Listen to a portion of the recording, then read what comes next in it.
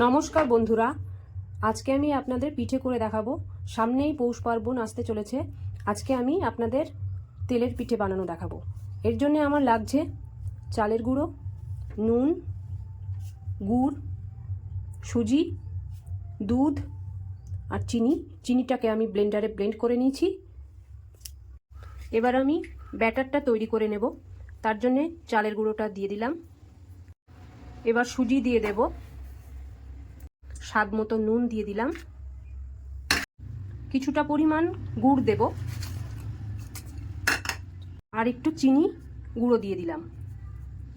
এবার উষ্ণ গরম দুধ আমি ব্যাটারে দিয়ে দিলাম। এবার একটা হ্যান্ড ব্লেন্ডারের সাহায্যে আমি এটাকে গুলে নেব।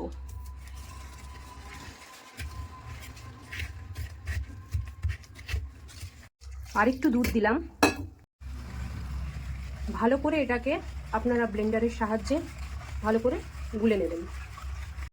বন্ধুরা, যতক্ষণ না সব কিছু একসাথে ভালোভাবে মিশছে ততক্ষণ আপনারা এইভাবে ঘন একটা ব্যাটার তৈরি করবেন, যতক্ষণ না সব কিছু একসাথে মিশছে।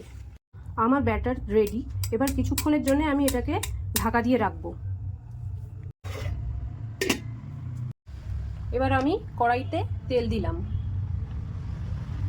কিছুক্ষণ গরম হতে দেব। তেল আমার হয়ে গেছে। এবার এতে আমি পিঠেগুলো করে নেব।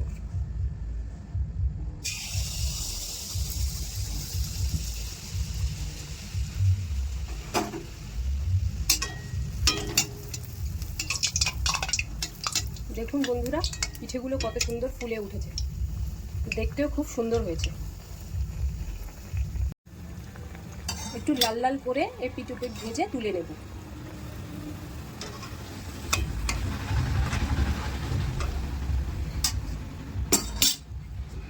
আবারও আমি ব্যাটারটা দেব।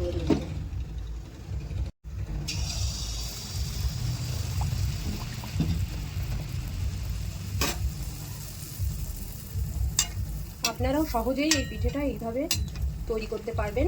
এই প্রসেসেই আপনারা করবেন, তাহলে দেখবেন পিঠেগুলো খুব সুন্দর ফুলছে আর দেখতেও খুব সুন্দর হচ্ছে, খেতেও খুব সুন্দর। যারা নতুন আছো, পিঠে কেউ কোনোদিনও করোনি, তারাও অনায়াসে পিঠেগুলো এইভাবে করতে পারবে এবং খেতে খুব মজাদার হয়। আমার পিঠে করা শেষ। দেখো, সবাই এইভাবেই পিঠেগুলো করবে, তাহলে এত সুন্দর দেখতেও হবে আবার খেতেও খুব সুন্দর হবে।